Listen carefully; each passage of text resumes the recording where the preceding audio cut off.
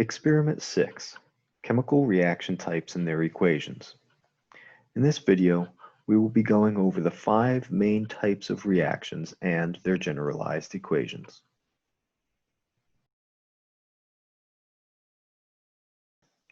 The goals of this video will be to observe and identify different chemical equations, identify reaction types, write and balance chemical reactions, and write complete ionic and net ionic equations.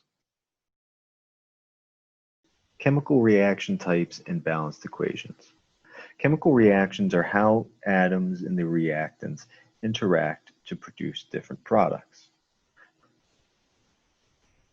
Balancing chemical equations. Every chemical equation represents a specific chemical reaction.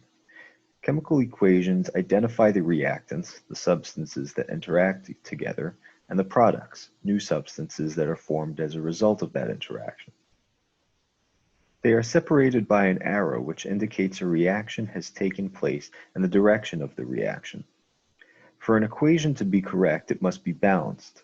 The same number of each kind of atom must appear on both sides of the equation. Take, for example, this unbalanced reaction between nitrogen monoxide and hydrogen gas. We balance the equation by showing that 2 nitrogen molecules combine with 2 hydrogen molecules to produce 1 molecule of nitrogen gas and 2 molecules of water. Note that on both sides of the arrow we have 2 atoms of nitrogen, 2 atoms of oxygen, and 4 atoms of hydrogen. These symbols show what state the molecules are in. G is gas, L is liquid, and we will also see S for solid and AQ for aqueous or in water.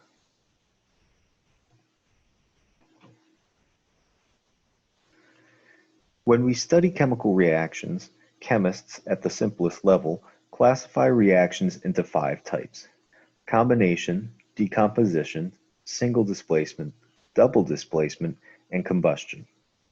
We should be familiar with a couple of these based on labs we have seen prior.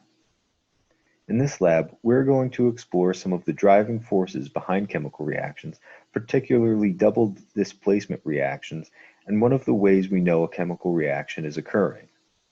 Let's go through each type of reaction on our own. A synthesis reaction, typically of the form A plus B yields AB, is a reaction where 2 or more substances combine to form a new compound.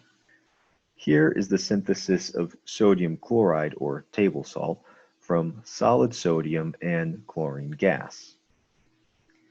A decomposition reaction, typically of the form AB yields A plus B, is one where a single compound produces 2 or more simpler substances. Decomposition reactions are often initiated with the addition of heat, light, or electricity.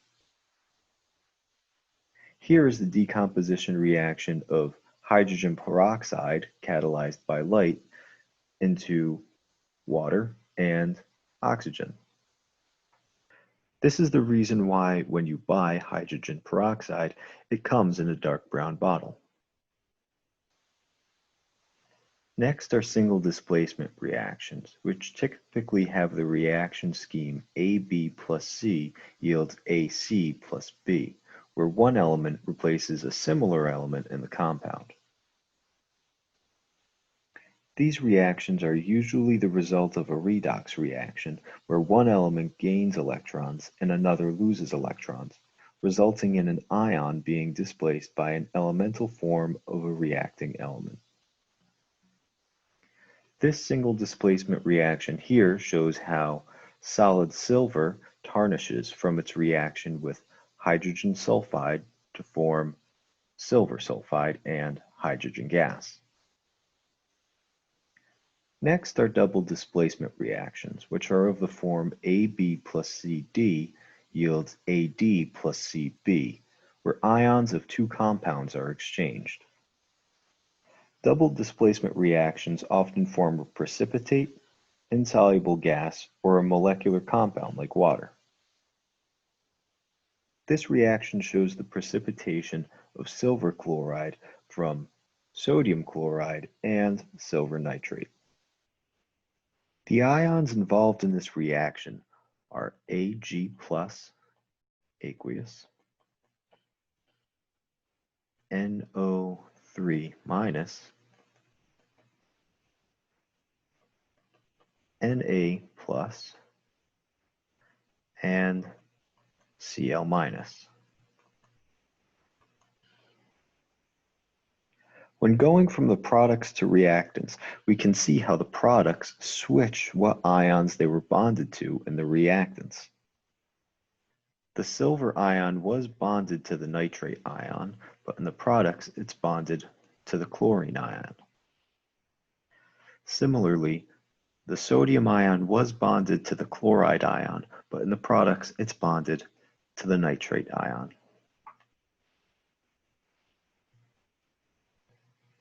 Later in this video, we will go over how to find the molecular, ionic, and net ionic equations of a double displacement reaction like this. Lastly, there are combustion reactions, where one substance reacts with oxygen to release heat and produce two new substances. Here we have the combustion reaction of methane and oxygen to produce carbon dioxide and water. Carbon dioxide and water are typically the products of a combustion reaction. Now you might ask, why do chemical reactions even take place? Well, chemical reactions are driven by the formation of a stable, lower energy product.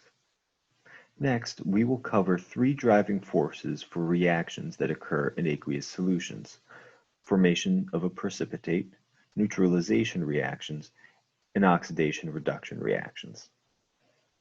Precipitation is the formation of one or more solids from a reaction between two aqueous solutions. For example, we can use lead-2 nitrate reacting with sodium chloride to form lead-2 chloride and sodium nitrate. In this double displacement reaction, we can again see how the reactants switch what ions they are bonded to in order to form the products. When this reaction is performed, we know that a reaction has taken place because we will see the solid lead-2 chloride precipitate out of the solution. A molecular reaction is one that simply shows the substances and phases involved in a chemical reaction and their stoichiometry. When we talk about a balanced chemical reaction, we are referring to the molecular equation. The ionic reaction shows all of the ions that are present in the solution.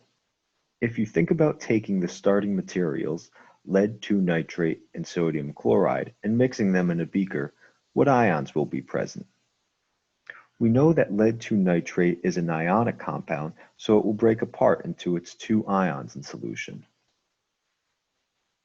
We know that lead-2 nitrate is an ionic compound, so it will break apart into its two ions in solution. Pb2 plus, aqueous, and 2NO3 minus. We know that sodium chloride is also an ionic compound, so we can write 2Na plus aqueous and 2Cl minus aqueous. This reaction will yield our lead 2 plus solid, which will not dissolve in solution, and our ions 2Na plus aqueous and 2NO3 minus aqueous. When writing the net ionic equation, we can cancel out anything that appears both on the left and the right side of the arrows, since these are called spectator ions. So let's cross out our 2Na plus and our 2NaO3 minus. This leaves us with the net ionic equation: lead 2 plus aqueous plus 2-chloride minus aqueous yields lead chloride, solid. Here is another example. What is the net ionic equation for the reaction between sodium carbonate and magnesium chloride in aqueous solution? Let's start by writing the molecular equation. Our reactants are the sodium carbonate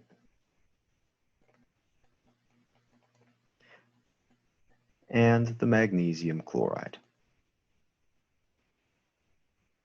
From our previous examples, we know that the reactants of a double displacement reaction will switch ions, so the products will be NaCl and MgCO3.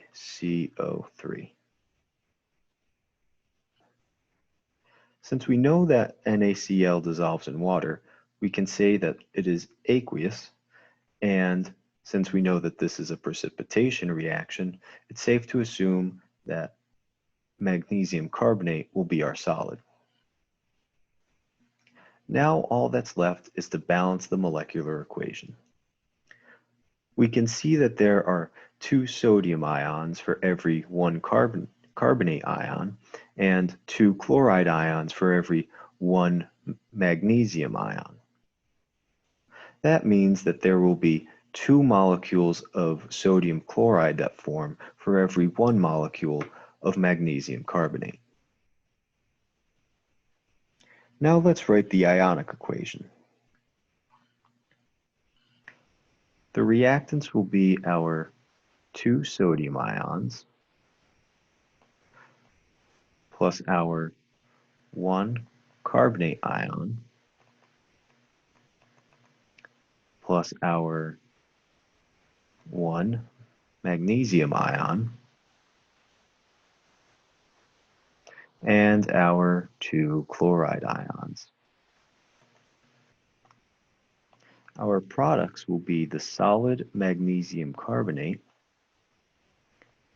and the aqueous sodium ion and the aqueous chloride ion.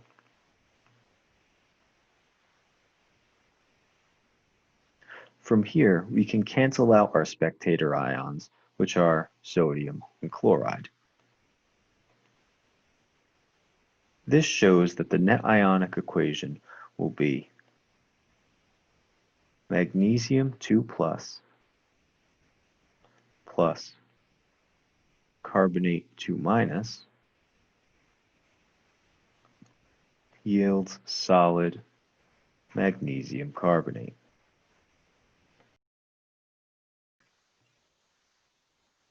A neutralization reaction is a type of double displacement reaction between an acid and a base to form a salt. Here we have sodium hydroxide reacting with carbonic acid to yield sodium carbonate and water. A neutralization reaction between a strong acid and a strong base will result in a pH of 7. A pH of 7 is exactly neutral, not acidic and not basic. Finally, an oxidation-reduction reaction, also known as a redox reaction, is one that involves the transfer of electrons between species. It is important to know that when a species is oxidized, that means it loses electrons. When a species is reduced, it gains electrons. A common mnemonic device to remember this is oil rig. Oil rig stands for oxidation is loss of electrons, while reduction is gain For example, let's take this reaction between zinc metal and hydrogen. In the reaction, we can see that zinc increased its positive charge from 0 to 2 plus, which means that zinc lost 2 electrons, or was oxidized. On the other hand, hydrogen decreased its positive charge from 2 plus to 0, which means it gained 2 electrons, or it was reduced. If you have any questions, please ask them on the Course Piazza site or email your TA to ask.